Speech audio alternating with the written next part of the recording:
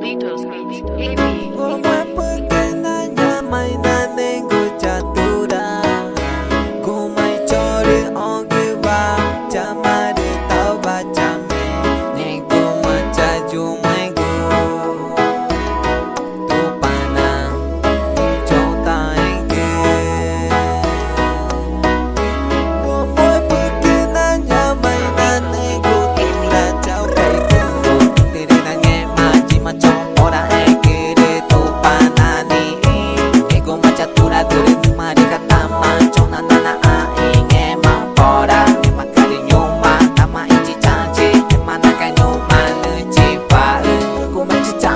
aku benci janji mana ketupan nak cawi jei aku benci janji mana ketupan aja tajikai aku benci janji mana tupan nak cawi jei ini mari kata macona nana ai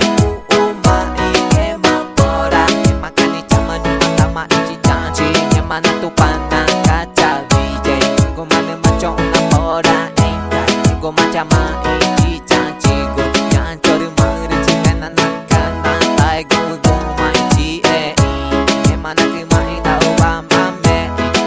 Zaman aku zaman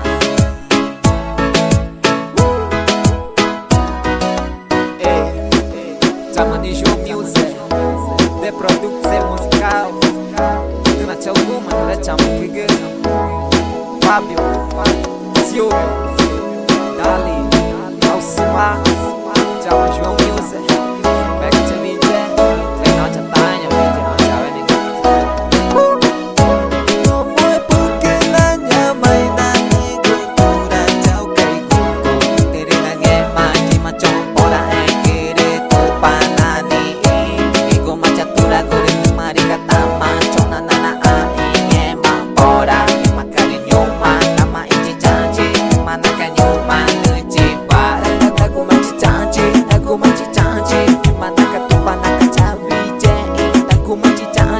Aku benci janji, mana ketupan aja tajikai aku benci janji, mana tupan nak cawi jei ini mari kata macona nana ai uma inge mapora makani chama nyuma tama benci janji mana tupan nak cawi jei aku mana macona pora engai aku macam benci janji ku ngancor mari nana kana tai ku